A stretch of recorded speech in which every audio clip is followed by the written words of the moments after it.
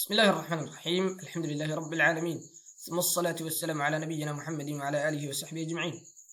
waxaan ku guda jirnay casharaanta aynu ku qaadan jirnay higada luqada carabiga gaar ahaan waxaanu ku jirnay at-tanwiin laba shaqalka ayaynu ku jirnay darsigii kan ka horeeyay iyo kii ka sii horeeyay waxaan ku soo qaadanay tanwiinta laba hoos dhiga iyo tanwiinta laba godaal casharkiina maanta waxaan ku qaadan doonaa hadii Allah wada ogolaado tanwiinul fath tanwiinta laba kor dhiga quraan iska guda galaya soo dhawaado mar kale yalla ala barakatillah ugu horeyn taariif at-tanwiin qeexida tanwiinta horey loo soo qaadanay labada cashar horeba marka waxaan ku tilmaanay nuun saakina waa nuun reeban oo had iyo jeer wax xaraka aan qaadan karin zaa'idatan kelmadan way ka kororsan tahay oo hadii kelmada laga jaro oo macna kale yaani waxa weeyaan iyadoo bila tanwiin la adeegsado kelmada macnaheedu oo soo haraya waana la adeegsan karaa talxaqu aakhir al-ism ismka aakhirkiisa ay gashaa marka ism iyo ficil iyo xaraf waa waxyaalaha dib ka ogaan doonta insha Allah ta'ala laakiin kelmada aakhirkeeda gashaa hadda iska dhig marka bilowga kelmada iyo kelmada dhexdeeda ka doondoon lafdhan la khatta xaga dhawaqa uma noon tahay qoraalka lama qoro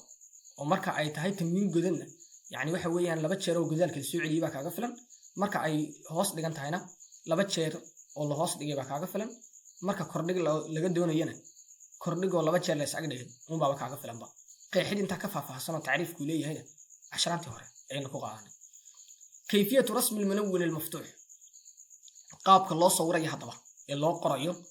marka uu xarafku laba kor dhigan yahay ayaan doonaynaa soo bandhigno qaabka saxdi waa sidan marka sanaya loo qoraya oo waxa la sameeynaya xarafka laba kor dhigan tusaale ahaan imka waa ba'da soo markiisid xarf al-baa ayaa hadda laba kor dhigan kuwii hore halkaas baa ma laba gudaal la saariyo ama laba hoos dhig la saariyo wax ka sii dambeeyay ma jirin laakiin hadda arrin kala soo kordhay mar alla marka laba kor dhiga la joogo aliftaas soo biiraysa laba kor dhiga markaad kor dhigto xarafki alif kale ka saa'ida meesha ayaa dhigaysa marka laba kor dhiga waxa wato waa xarafki imika tusaale kelmadii baadana ugu dambeysay aliftana meesha la iska dhigaya aliftana marka xagga dhawaqa waxba xidid lama leh imika waxay haanaysaa hadii laba gudnaan lahayd bun baa hadii laba hoos dhignaan lahaydna bin ku soo maray imika marka laba kor dhigantana waa ban oo dawaakan isku ogeyn laba godaalku waxa weeyaan godaal nuun lagu reeb bun laba hoos dhigan waa xarafkan hoos dhigan nuun lagu reeb bin laba kor dhigana sidoo kale waa xarafkan kor dhigan nuun lagu reeb ban noqonaysa marka nuunku ma la qorino xarakada laba jeer la soo celiyo laga kaafto aliftani maxay tahay hadaba aliftani hawl kale gudanaysa oo insha Allah ta'ala markaynu reebninka gaadhno aan raahdo reebninka oo soo marnay joogsiga qaabka lagu istaago kelmadda carbeed markaynu gaadhno ayaad ogaan doontaa laakiin hadda waxaad iska ogaataa mar haddii aad kelmadda laba kor dhig baad aragto oo wax laba kor dhig u dambeeyay lagu yeeriyo يعني waxa weeyaan xarafkii kalidiyo laba kor dhig dul yaalla meesha ma dhigaysidii aliftaas ka sii dambeynaysa oo hadda bacda deelna waxa lagu xidhaa waa nagan ku taagnayba si waxay baa oo kale ay tahay yaa laga dhigaya mana waa ban aliftan maxay tahay marka xagga dhawaqa waxba shaqo kuma leeyahay waxa iska zaa'id weeyaan meesha iska taalo lagama tii karo oo waxa weeyaan hawshay gudanayso dib baad ka ogaan doontaa insha Allah ta'ala inta markaan isla faahno waxa khalada sidaas waa sax waxa khalada in la adeegsado tan oo kii hore baynu diidaneen oo ah in xarafkii la kor dhigo deedna nuunkii caadi meesha loo qoro ban hada isku dhawaaq weey sida kale waa ban iyo ban laakiin waxa ku kala duwan yihiin tanwiinta nuunkeyga lama qore laba kor dhig gaar baa kaaga filan aliftan wad ka sii dambaysinaysa marka laba kor dhigtaan hadii laba godaal iyo laba hoos dhigahna de aliftan ma jirin way waxa kale oo khalad markan ka hadlayno taas horto waa khalad waxa kale oo khalad markan ka hadlayno waxa la yiraahdo yani laba kor dhigan sidan aad u qorto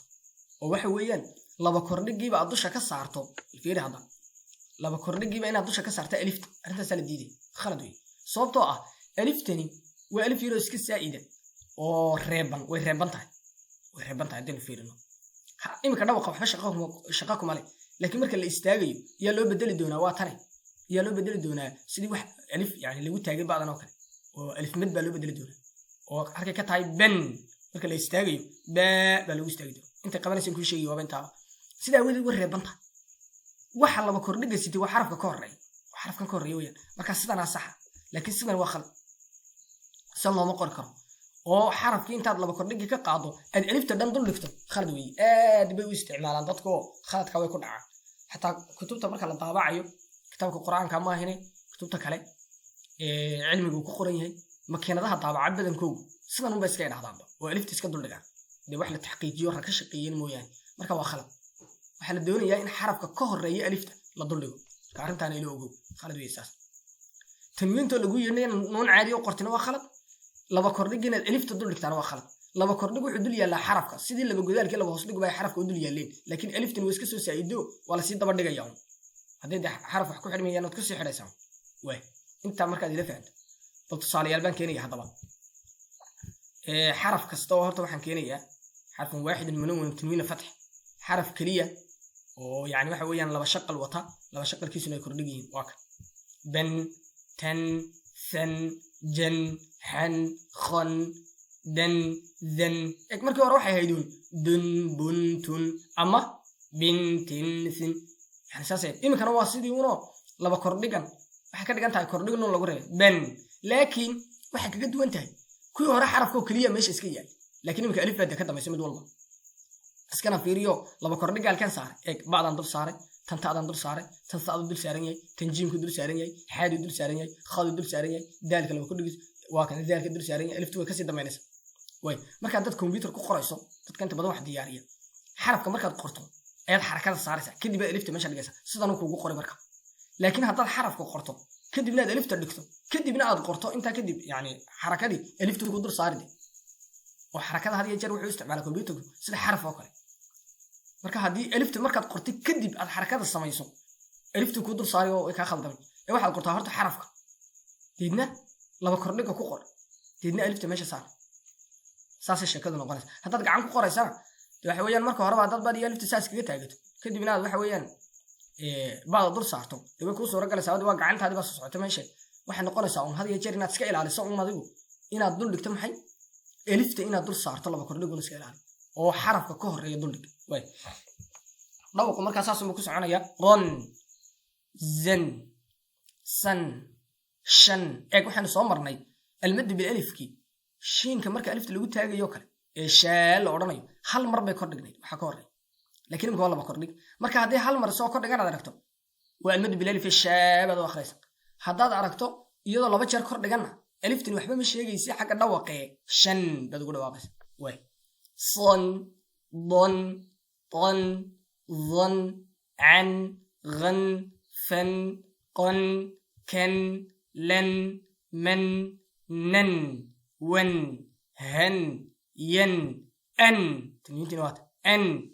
لن إيه همزة نوات ما الدنيا إلا همزة بمركه هرير ضل لقنا لو جدار كلا بوصل لقيه لكن ديم كألف كسر تمارس ودي همزة حلقة ما حد يسكع عقد يقول مركه أن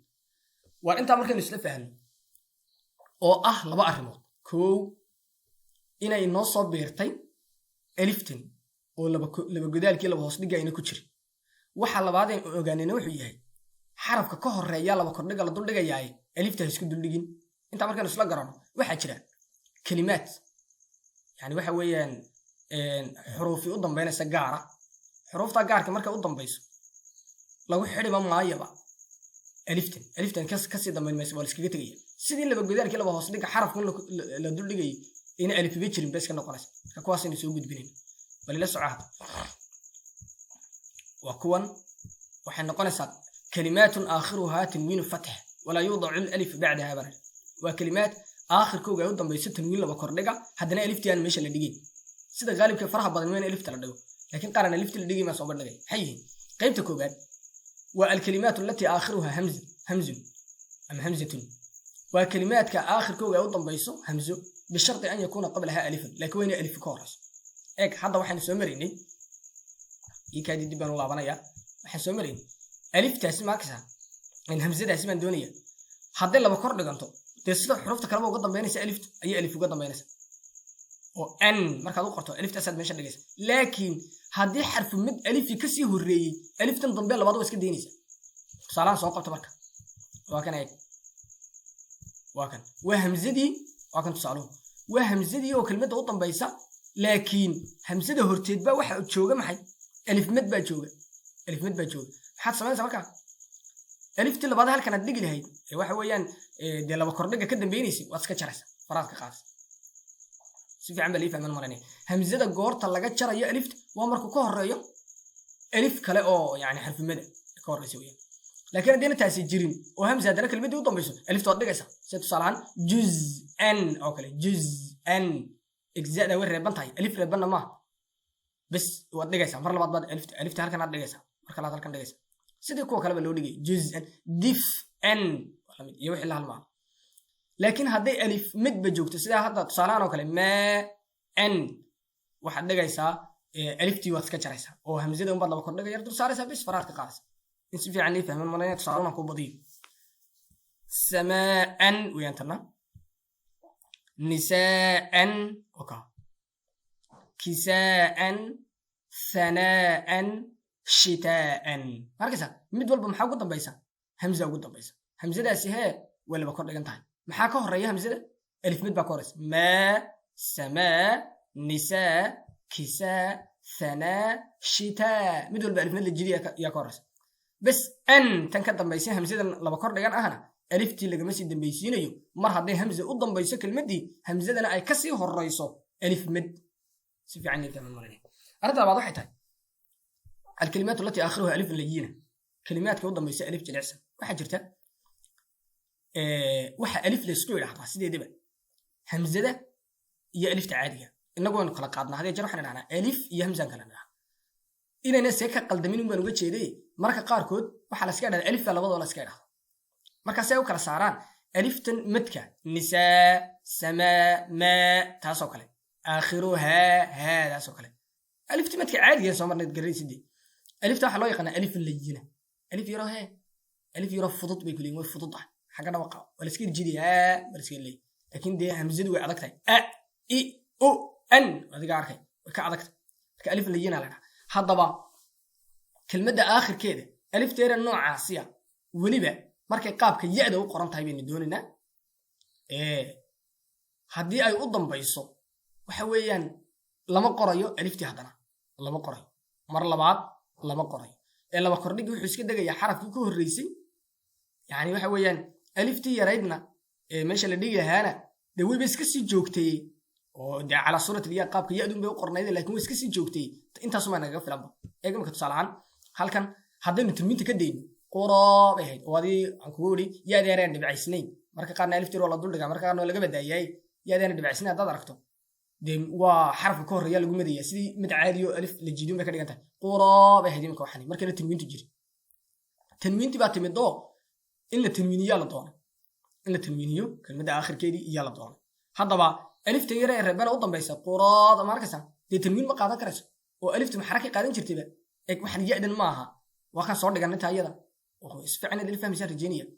ويعدن يشقم حاجة دواقة كمالية مرة دين دبع سنين اللي فهم ماشي ضلت على لون يوني حتى تكون خرطان واسكب عادي وكان أورنجن قرابة هذا طبعا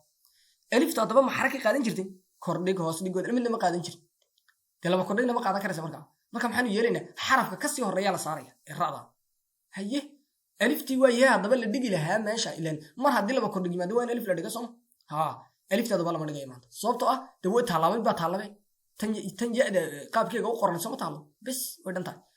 لما كورديك هذا بمر كورة دل دقو سيدي لما كورديك دو آخر سبعة دو آخر سبعة قرن هذا قرن هو ألف تنا دويس كأولس صوت مركا كلام تعلم مركا كلام دواقي إيش كقول هذا سيف عمل ألف أنت الملك قرن وكان سودان هذا تنوينتك كده نحن نقول له سودان ست صار دي الله سو غريو ان شاء الله وان غير دون عشاسه اشي تنوينتك كان حناقه والله دي اللي غليه كلمه تنوينتها مش كتكت الله دي اللي غليه حل لو ورن دونا السودان وكا الجدي الف تبع اللي مشى تعالى القرى ولا ورنيه وايي وكان والله من الهدى ولا ورن دونا لكن امك مر حدي اي تنوين مشى تعالى هدن سودان قرن ولا قرن سيكون بعد سماء ماء ولا لا سيتمينت الله اخري عادي قال بكردغا يعني نون lagu reebay yani marka waxaan uga dan leenahay alifti meesha la dhigi lahayd taagneed ma jirto sababtoo ah deeyadan qaabka alifta u qoran baa joogto way noo dhantahay marka alif ka fiican way duhan bal leedahay fatan wa fa kordhigan iyo ta laba kordhigano yani ta noo lagu reebay ka dhigantay fatan aliftina iska joogtaa meesha ألفتي أو ألفتو ولا كلا وح لقوارك يا أيوه ألفتو حلقة وضع يأدي يران دبع سنين بألف تاجد صو ما هذا هذا ضمن ألف تغير دول لقب فتن هون هون الله أوكي قرن سدن هدن ضحن فتن هون وين أرنت على بعض ولا لا فاهمين المرة أرنت صدق هذا إحنا قلنا الكلمات التي آخرها تاء مربوطة وكلمة يطن بيصب تا الله يقعنا تاء مربوط واحد جرت سيده دبا waxaan soo qaadanay ta furan oo ka mid ah alifaatasada markaynu qorayno saa u dheer taa waxaa la dhahdaa ataa almaftuuxa ta'da furan laakiin waxaa jirta ta yaroo haada u eg fiiri haada caadigii kelmadda dhexdeeda markay gasho maahine laakiin marka iyo bilowgeed laakiin markay aakhirka gasho sidanaa loo qori jirta haddayna wax ku xidhmayn imika raacdan dee laguma xidhaye goobada yar bay iska noqon jirtay shantoo kale hadday wax ku xidhmaysana dee waatii noqon jirtay imika tusaale ahaan saanoo kale saasoo kale noqon jirtay hadda waa ha'dii baan ka hadlaya ha'dii saasoo kale haddaba ha'dii yarayn intaa laba dhibcood la duldhigo iyo ta ahaan loo isticmaalo oo ta'dii furnayd unbay xagga dhawaaqa isku mid yihiin laakiin qoraalkii unbay dee ku kala duwan yihiin si fiican ma layla fahmi waxaan yari haddaynu dhibcaha ka qaaday haddaynu ka qaadno labadaa dhibcood haddaynu ka qaadno soo ha maaha qaabkeygii darsi dhanoo waxaan kusoo bixinay cashirkaasi haddana kugu fadhiya waa dhib moogtahay darsi dhanoo shan cashir aynu ka dhignay ayaan kusoo qaadanay xaraf kastaa kelmadda bilowgeeda markuu dhaco dhexdeeda markuu dhaco aakhirka markuu dhaco siduu u qormay haddaba kelmadda aakhirkeeda markay dhacdo haadu sidanay u qormi jirtay allahumma de inay ka go'do oo waxa weeyaan xarafkii ka horreeyaan wax lagu xidhin sida ra'dan oo kale mooyaane ama dee daal iyo kuwii kale wax lagu xidhin dee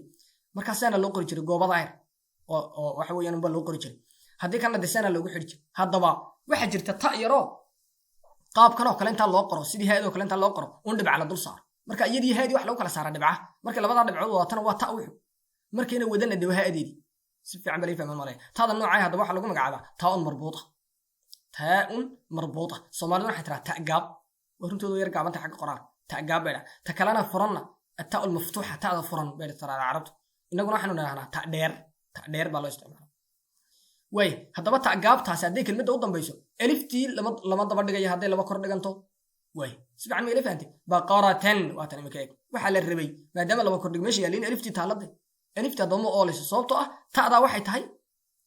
ta'gaab mar hadday ta'gaabyo timaado aliftii ma jirayso baqaratan samakatan tusaalayaashaan ku yar badiya haddaba namlatan qaryatan mawcidatan qaacidadana ku kacada kugu baato miim kordhigan wuu ku reeb maw caynka hoos dhig isku dar mawci daada kordhig isku dar mawcido taada laba kordhig tan isku dar mawcidatan tanna miim iyo siin isku reeb miin gudan iyo siin mus laamka hoos dhig li isku dar musli miimka kordhig ma isku dar muslima taada laba kordhig tan isku dar muslimatan war qaybahan ma ila fahantay haddaba mar kale haddaan ku yar muraajiciyo waxaan kugu iri waa kelmado intay kelmadda waa xuruuf intay kelmadda aakhirkeeda ay dhacaan aan lagu daraynin kelmaddii aliftii la rabay in laga dambaysiiyo xarafka laba kordhiga oo laga daynayo maxay yihiin qaybta koowaad waxay tahay kelmaddii hadday hamze u dambayso isla markaana hamzada ay kasii horrayso xaraf alif oo reeban aliftii midka caadiga ay ka horrayso alif kale lama sii daba dhigayo waaya laakiin haddayna yani waxa weeyaan hamzadaasi ayna aliftaa reebani ka horreynin iyadoo la daba dhigi karaa sida juz'an oo kale iyo wixii la halmaaladay qaybta koowaad wata qaybta labaad waxa weeyaan alif layina waxa loo yaqaano alif yaroo reeban oo la jiidayo oo waxa weeyaan xarfumeed caadi ah hadday kelmadda marka hore u dambaysay sida qura suda huda duha fata hawa ayahay waxa la sameeyaa in la tanwiiniyo haddii la doono xarafkan alifta yar ka horreeya baa laba kordhigi la dul dhigaya dhawaqana kaasaa yaa sidii tanwiinta loogu dhawaaqi jiray ee ahayd dee nuun yar uu dhawaaqayo ayaa loogu dhawaaqayo quran hudan sudan hudan duxan fatan hawan yaa la odhan doonaa waayahay haddaba maadaama ay qaabkan ya-da alifteeda u sawiran ay yani waxa weeyaan meesha joogto alif kale meesha laba dhigayo taana way ka baxaysaa qaybta saddexaad waxay tahay ta'un marbuuta taada aan furnayn ee ta'gaabta ah haddii meesha timaado laba kordhigna la dul saaro alif iyadna lagama sii dambaysiinayo ee seen baa loo qorayaa bis baqaratan samakatan namlatan qaryatan mawcidatan muslimatan in layla fahmay ayaan rajaynaya horaan uga soconayaa waxaan keenayaa haddaba sidii aynu kuwii horeba samaynay yani waxa weeyaan xarfun waaxidun munawwanun tanwiina fatx xaraf keliya oo yani laba shaqalkiisu uu kordhig yahay laakiin maca xarfin mashquula xuruf kaloo xarakaysan la jira haddaba waxaan soo celiyey si fiican ii fiiri hal mar soo wada dhigo waxaan soo celiyey si aanad yani waxa weeyaan kelmadaha cusub haddaan kelmado cusub keeno ayna yani waxa weeyaan kugu keenin mashquul badan waxaan soo celiyey tusaalayaasha aynu adeegsanaynay uun laba kordhig iyo laba hoos dhigiba waa kan cinaban sabatan xarsan xarajan balaxan waa kuwii aynu adeegsanay weyaan laakiin dee waxa soo kordhay baa ah kow xarafku halku markii hore bun ka ahaa imika taa u dambayso kale iyo bin ay ka ahayd ama laba godaalka markay taana bun ay ahayd laba hoos dhig markay taana bin ay ahayd de imika waa ben oo laba kordhig waa marka labaade markii hore alif ma jirna imika maxaa soo biiray alifaa soo biirtay waxaan ka ahayn saddexdii qaybood imika aynu sheegaynay ee alifta laga daynayay waxa kaloo dhan waa la daba galaysa alifta waana khasab waa waajib inaad alifta meesha dhigtaa waay marka xarafkan ka horeeya alifta xarafka ka horeeya xarafka weeyaan waxa laba kordhiga loogu dhawaaqayo ee yacni si wuxuu kordhigsito nuun lagu reebay laga dhigayo ben tan san jan xan waa kaa wey laakiin alifta way kasii dambaysaa meesha waa la dhigay marka laba kordhiga alifta lama duldhigi karayno way la daba gal haddaba xagga akhriska adigu dee wax culus ma leh waad soo dhigatay wasakhon baladan qamaran ramzan darsan cayshan naqsan baydan shartan غيظا اوكي اكو وضع يا وليبا قيبيه كلو دن وان سو دغاي ورعا نزغا خوفا ورقا مسكا بصلا اوكي لام الف كسي دمبيسا او قاب كاسي نو قرجن marka alifta كسي دمبيسا عالما امنا سفها دلوا ظبيا جزءا اك همزدي markaas جزء انت baan keenay mar haddii hamzadii ayna ka horreynin alif taagani eeg aliftu iska joogaysaa wataa iska joogta laakiin haddii alif taagani ka horreyso oo aliftii yacni mid kala jiidaya samaan markaa aliftan dambe meesha ma dhigaysa taa ma dhigaysa laakiin haddayna taasi jirin waa la dhigaya waatan waa juz-antan oo kale oo hadda zacdani dee xaraf alif oo reeban maaha bes waa aliftii meesha way joogaysaa sida kuwan kaleba loo dhigay markaa shuruudda marka hamzada aan alifta laga dambaysiinayni waa inay ka horreyso alif reebani waay سالاشان سو قادنay baad si fiican uga dhiganaysa wayahay ashirkeena caawintaas ayuu ku egyahay laakiin waxa ku soo kordhay waa inaad ogaataa waxa ku soo kordhay kow tanwiinti waa tanwiin laba kordhigo an ghan fan qan kan saasa lagu dhawaaqay waa mid labaade laba godaalki iyo laba hoos dhigi alif kama dambaynin laakiin tan alif ka dambaynaysa saddexdii qaybood ay laga deynayay mooyaan soo qaadanay mooyaan waa mid saddexaad waxaad ogaataa يعني waxa weeyaan laba kordhiga meesha la saaraya waa xarafka alifta ka horeeya ee alifta in la dul dhigo lama ogola way iska fooda tadriibaadka ayaynu u gudbinaa tadriibka qaybta koowaad waxay noqonaysaa inaan tusaalayaashii keeno yani waxa weeyaan kadibna aad akhrido wax kale ma qabanayso akhriis taa horeysa haddaynu tusaale soo qaadano xeeda kordhig xe tooda kordhig to isku dar xe to ba'da laba kordhig ben oka xe to ben oka aliftu qoraalka shaqo kuma leh waxaan doonayaa dhawaqa shaqo kuma leh aliftu meesha ma iska taallaa لكن حطبا بالليل حطبا باقي النون اسكو ريب هوس دغان بعد هوس دغان نون كريب كريب بن هذا لو كدغ تن اسكو دار بن تن وكا الفت ما شقينaysa xaga dhawaaq waxa shaqeyn doonta hadii lagu istaago inoo iman doonta insha Allah goorta yani waxa weeyaan sidee lagu istaaga kelmadda carbeed xataba binta marka waran doona insha Allah waxa soo inoo imanayaan hadda tanwiinta akhri xataban bintan lawhan wada akhri way qaybta labaad waxaad samaynaysaa waxaan ka qaaday laba kordhigi marka laba kordhigi meesha saar si fiicanna kugu raaskhdo waxaan doonayaa aanad laba kordhiga alifta dul dhigin ee sida imka tusaalahaas oo kale laba kordhiga bacdan dul saaray saas oo kale kuwana tanna taada dul saar tanna saada dul saar tanna jiimka dul saar tan xeeda dul saar ilaa aakhiriga halka u dambaysa tanna laamka alifta dul dhigi khalad weeyaan waliba marka laamka oo kale iyo aad bay dadku ugu sii khaldamaan halka alifta iska dhigan eeg laamka dul dhig laamka halkan la dhigay laba kordhiga xaraf kastoo casaan ku qoran oo alif ka dambayso alifta ma ahayn xarafka ka horeeya laba kordhig dul dhig kadibna akhrid waliba waxaan ku soo celiyay kelmadii hore si aanad yani waxa weeyaan ugu sii mashquulin kelmadda akhriskeeda ee waxaad ku mashquulaysaa ay tahay meesha la dhigayo laba kordhiga iyo qaabka lagu dhawaaqayo xarafka laba kordhigan intaa inaad waqti ku bixiso ayaan wadan leh way marka qaybta labaad waxaad qabanaysaa xarafkan ka horeeya alifta xarafka laba kordhig saar kadibna akhri way tadriibka qaybta saddexaad waxaan dhihi jirnay ogta ma yimla calayka waxa lagu yeerinayo qorbi dariiqatan cashwaaiya qaab isku dhex daadsama marka hore lagu yeerinayo kalimaadkaanu qaadan kolba tila doona lagu soo qabanaya adiguna si fiican baad uga tiqtiqsanaysaa waa haddaad si fiican u fahantay qaybta labaad waa bidariiqatan murattaba qaab tartiibsama lagu yeerinayo kalimaadkaanu qaadan tii u horreysay ilaa tii u dambeysay ayaa si wanaagsan lagugu yeerinaya adiguna waad qoraysaa haddaad weydiin waynu nariicisan ku caawisa labada qaybood hore aad ku kaaftoomi doonta wayna ku anfici doonaan waxaan rajaynaya darsiina kooda faa'iidaysatay gaarsiiye cid kastoo sideedu waa waafacaya wassalaamu calaykum waraxmatullaahi wabarakaatu